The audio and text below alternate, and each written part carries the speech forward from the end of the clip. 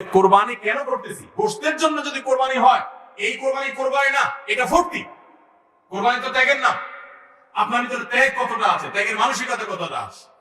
আপনি আল্লাহর রাহে, আল্লাহকে খুশি করার জন্য লাখ টাকা দিয়ে গরু কোরবানি করেন, ভালো কথা। আপনার মধ্যে আসলে ত্যাগের মানসিকতা আছে এটা প্রমাণ করার জন্য মাদ্রাসা, নতুন মাদ্রাসা হচ্ছে, সেখানে লক্ষ লক্ষ টাকার দরকার আছে, আপনি সেখানে 20,000 50,000 টাকা অকাতরে দিতে পারেন কিনা, এটা অ্যাসিড টেস্ট। সেখানে টাকা বাইর হয় না। কোরবানি এটা উৎসব, কোরবানি একটা ইবাদত, এটা ইসলাম এবং মুসলমানদের সংস্কৃতি, সন্দেহ নেই। কিন্তু সব কিছুর উপরে ইবাদতের মানসিকতা প্রাধান্য থাকতে হবে। কারণ ইব্রাহিম আলাইহিস সালাম যে কোরবানি করেছিলেন, সেই কোরবানি মূলত আল্লাহর নির্দেশ পালনার্থে করেছিলেন। তিনি মূলত আল্লাহর কাছে প্রমাণ করেছেন বা আল্লাহর কাছে প্রকাশ করেছেন যে আল্লাহ যত আদেশ করেন, যত নিষেধ করেন, সব তিনি মানবেন। এমনকি নিজের সন্তানকে কোরবানি করার নির্দেশ আল্লাহ করার পর সেটাও মানতে তিনি প্রস্তুত হয়েছেন। আল্লাহ সন্তান কোরবানি হইতে দেন নাই, কিন্তু তিনি পরীক্ষায় পাশ করে ফেলেছেন। এই কোরবানি আমাদেরকে শিক্ষা দেয় আল্লাহর আদেশ নিষেধ আমার যুক্তিতে ধরুক আর না ধরুক, আমার বুঝে খাটুক বা না খাটুক, আমার পক্ষে যাক আর বিপক্ষে যাক, আমার ভালো লাগুক আর না লাগুক, সর্বাবস্থা আমি আল্লাহর আদেশ নিষেধ মেনে চলবো। এটাই হলো কোরবানির প্রধান শিক্ষা। সম্মানিত ভাইরা, যেহেতু কোরবানি আমাদের সামনে চলে আসছে, এই জন্য আমাদের কোরবানিকে অর্থবহ করবার জন্য আমরা আজকে কয়েকটি গুরুত্বপূর্ণ বক্তব্য, গুরুত্বপূর্ণ কয়েকটি নির্দেশনা দিতে চাই। প্রথম কথা হলো যে আমাদের কোরবানির উদ্দেশ্য যদি হয় ফ্রেশ গোশত আহরণ করা, আমাদের কোরবানির উদ্দেশ্য যদি হয় সমাজের মানুষের সামনে নিজের ইজ্জত রক্ষা করা, প্রতি বছর কোরবানি দেই, এবছর না দিলে মানুষ কি বলবে, বাচ্চারা কার মুখের দিকে চেয়ে থাকবে, আত্মীয় স্বজন, নতুন আত্মীয় স্বজন কি মনে করবে, এ সকল উদ্দেশ্য যদি আমাদের কোরবানির পেছনে কাজ করে, তাহলে সেই কোরবানি আল্লাহর কাছে মাকবুল বা গ্রহণযোগ্য কোনো কোরবানি হবে না। কোরবানি প্রসঙ্গে আল্লাহ রাব্বুল আলামিন বলেছেন, ইন্নামা ইয়াতাকাব্বালুল্লাহু মিনাল মুত্তাকিন। আল্লাহ তাআলা শুধুমাত্র মুত্তাকিদের ত্যাগ, তাদের উৎসর্গ, তাদের কোরবানি, তাদের স্যাক্রিফাইস, এটা আল্লাহ তাআলা কবুল করবেন। অতএব যাদের ভিতরে তাকওয়া নাই তাদেরটা আল্লাহ তাআলা গ্রহণ করবেন না, কবুল করবেন না। আমরা যে আয়াত পড়েছি সেই আয়াতও দেখেছি আল্লাহ রাব্বুল আলামিন ইরশাদ করেছেন যে আমাদের কোরবানির রক্ত, আমাদের কোরবানির পশুর গোশত, এর কিছুই কি আল্লাহর কাছে যায়? কিছুই আল্লাহর কাছে যায় না। অন্য সব ইবাদত, আর্থিক ইবাদত, এটার ফিডব্যাক আমাদের কাছে আসে না সাধারণত। আমরা যখন দান সাদাকা করি, দান সাদাকা করলে ওইটা কি নিজে খাওয়া যায়?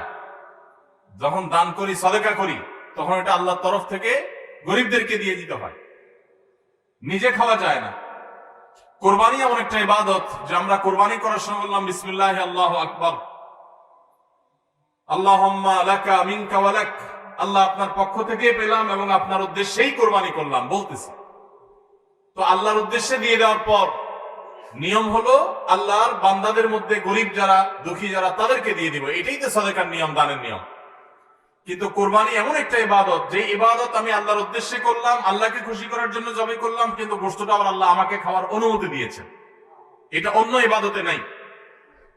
এখন এই ইবাদতে যদি গোশত খাওয়াটা মুখ্য হয়, গোশত আহরণ করা মুখ্য হয়, সমাজে মানুষের কাছে মুখ উজ্জ্বল করা মুখ্য হয়, আসল উদ্দেশ্য যদি হয় দুনিয়াবি বা পার্থিব বিষয় আশয়, আসল উদ্দেশ্য যদি হয় শো অফ করা, আসল উদ্দেশ্য যদি হয় মানুষকে দেখানো, আসল উদ্দেশ্য যদি হয় আত্মীয় স্বজনের কাছে মুখ রক্ষা করা, বাচ্চা কাচ্চা কার দিকে চেয়ে থাকবে, সেটা যদি উদ্দেশ্য হয়, তাহলে এটা ইবাদত হবে না।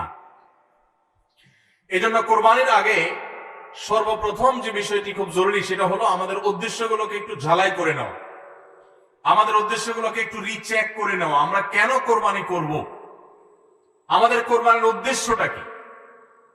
যদি শুধুমাত্র আল্লাহ সন্তুষ্টির উদ্দেশ্য হয় আর সে উদ্দেশ্যে আমি কোরবানি করি, গোশত আমার মুখ্য না, তাহলে সেক্ষেত্রে একটা গরু আমি যে দামে কিনেছি, বাজার দর তার চাইতে আরো অনেক কম, তাহলে আমার আফসোস হওয়ার কথা না।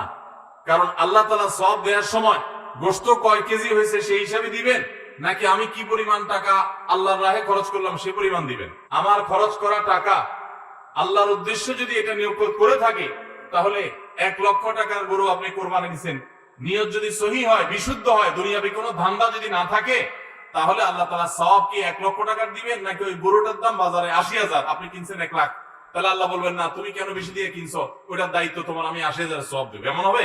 কিন্তু তারপরেও আমরা কোরবানির পশু কেনার পর দেখা যায় ওইটা নিয়ে আমাদের অনেকের হেজিটেশন থাকে, আফসোস থাকে। হ্যাঁ, সন্দেহাতীত ভাবে আপনি মার্কেটে যে গরুর বাজারে যে মূলামূলি করে উপযুক্ত ন্যায্য মূল্যে আপনি কিনবেন, অতিরিক্ত দাম কোন যৌক্তিক কারণ ছাড়া আপনি কসাইকে বা গরু বিক্রেতাকে কেন দিবেন, সেটা দেওয়ার কোনো যুক্তি নাই।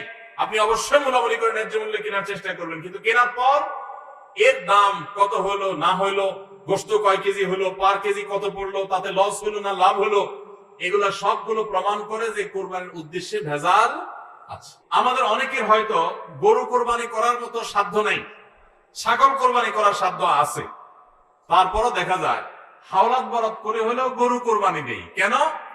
কারণ ছাগল কোরবানি দিলে আশেপাশে মানুষ কি বলবে, তো মানুষের কাছে কি বলবো, মানুষ কি বলবে, এই চিন্তা করে যদি গরুর জায়গায় ছাগলের জায়গায় আপনি গরু দেন, হাওলাত করিও দেন, তাতে আপনার এই কোরবানির দ্বারা সওয়াব হবে না। ভাইরা আমার, সবচেয়ে বেশি নিয়তের মধ্যে ভেজাল থাকে যেই ইবাদতে, তার নাম কোরবানি। অন্য কোন ইবাদতে নিয়তের মধ্যে ভেজাল এত বেশি থাকে না, কোরবানিতে মধ্যে নিয়তের ভেজাল যত বেশি থাকে। কারণ কি? কারণ হলো ওই যে কোরবানি করার পর এটার ফিডব্যাক, এটার উপকারিতা, গোশতগুলো, এগুলো সব নিজেই ভোগ করে মানুষ, আপনার কাছে আবার ফিরে আসে। এই জন্য নিয়তের মধ্যে ভেজালের সম্ভাবনা অনেক বেশি থাকে। ভাই আমার, আমাদের প্রিয় নবী সাল্লাল্লাহু আলাইহি সাল্লাম তিনি কিন্তু গরু কিংবা ওট দিয়ে কোরবানি দেন নাই। এর মানে এটা না যে গরু বা ওট দিয়ে কোরবানি দিলে সওয়াব কম হবে, এটা না। উদ্দেশ্য হলো যে ছাগল, দুম্বা, ভেড়া এরকম ছোট পশু দিয়ে কোরবানি তিনি দিয়েছেন, সাহাবায়ে কেরাম অনেকে দিয়েছেন। কিন্তু যদি উদ্দেশ্য হয় বড় পশু কোরবানি করে আমি বড় কোরবানি দাতা জাহির করব নিজেকে, তাহলে এর মাধ্যমে সওয়াব হওয়া তো দূরের কথা, মানুষ দেখানো ইবাদত করার কারণে শিরকে আসগরের গুনাহ হওয়ার আশঙ্কা আছে। আল্লাহ তাআলা আমাদের সবাইকে ইখলাসের সাথে, তাকওয়ার সাথে কোরবানির এই আমলটি সম্পাদন করার তৌফিক দান করুন। ভাইরা আমার, কোরবানির সামনে আসছে, এখন থেকে আমরা একটু পরিবারের সদস্যদেরকে নিয়ে বসি, বাচ্চা সহ ফ্যামিলির সব সদস্যরা একটু বসেন, মশওয়ারায় বসেন, পরামর্শ মজলিসে বসেন, বসে জিজ্ঞাসা করেন আমরা আসলে কোরবানিটা কেন করব, উদ্দেশ্য কি। একজন একজন করে সবাই মতামত নেন এবং এটা নিশ্চিত করেন যে আমরা আল্লাহর জন্যই কোরবানি করছি। এটা কিভাবে নিশ্চিত করবো? গরুর বাজেটের টাকা দিয়ে একটা ছাগল কিনে, বাকি টাকা দিয়ে এরকম ছাগল কিনে মানুষকে দান করে দেন, জবাই করে অন্য মানুষকে গোশত দিয়ে দেন, এলাকা দিলেন না, মানুষ টের পারে না, তাহলে মনকে মানাতে পারেন কিনা দেখেন। এটা হলো অ্যাসিড টেস্ট, আমি বলতেছি না সবসময়, মাঝে মধ্যে এরকম করে দেখেন যে মন মানে কিনা। যদি দেখেন যে না মন মানে, তাহলে আলহামদুলিল্লাহ। ভাইরা আমার, আর একই ভাবে মাঝে মধ্যে আমার কোরবানি আমি জবাই করলাম, গোশত সব দিয়ে দিলাম, ফ্রিজে খুব একটা ভরলাম না, অল্প স্বল্প রাখলাম, কারণ আল্লাহ তাআলা বলেছেন ফাকুলু মিনহা ওয়া আতিউল বাঈসাল ফাকির ফাকুলু মিনহা ওয়া আতিউল কানিআ ওয়াল মু'তার। কোরবানি গোশত নিজেও খাবো, গরিব দুঃখীকেও খাওয়াবো, যে চায় তাকেও দিব, যে চায় না আত্মীয় স্বজন তাদেরকেও দিব। অতএব মুস্তাহাব এই তিনও ভাগে ভাগ করা, কিন্তু এটা ফরজ ওয়াজিব না। তাহলে আমি পরিমাণ একটু কম রেখে বেশিরভাগই দিয়ে দিলাম। মন মানে কিনা দেখেন, মন মানে কিনা। অনেকে আছেন লামসাম সামান্য একটু দিয়া আর সব ফ্রিজে ঠেলতে ঠেলতে ফ্রিজের দরজায় লাগে না। তাহলে কোরবানি কেন করতেছি? গোশতের জন্য যদি কোরবানি হয়, এই কোরবানি করবাই না, এটা ফুর্তি। কোরবানি তো ত্যাগের নাম। আপনার ভিতরে ত্যাগ কতটা আছে, ত্যাগের মানসিকতা কতটা আছে। আপনি আল্লাহর রাহে, আল্লাহকে খুশি করার জন্য লাখ টাকা দিয়ে গরু কোরবানি করেন, ভালো কথা। আপনার মধ্যে আসলে ত্যাগের মানসিকতা আছে এটা প্রমাণ করার জন্য মাদ্রাসা, নতুন মাদ্রাসা হচ্ছে, সেখানে লক্ষ লক্ষ টাকার দরকার আছে, আপনি সেখানে 20,000 50,000 টাকা অকাতরে দিতে পারেন কিনা, এটা অ্যাসিড টেস্ট। সেখানে টাকা বাইর হয় না। কোরবানিতে লাখ টাকা দেন, মাদ্রাসা টাকা দেন না, মসজিদে টাকা দেন না, আরো অনেক দিনের কাজ আছে সেখানে টাকা দেন না। গরিব দুঃখী মানুষ আছে, তাদের দরকার। একজন গরিব তার চিকিৎসা মাত্র 20,000 টাকা হলে হয়ে যায়, আপনি 20,000 টাকা দিতে পারেন কিন্তু দেন না, 2,000 দেন, 500 টাকা দেন, কিন্তু কোরবানির সময় মাশাআল্লাহ 1 লাখ টাকার গরু কিনেন।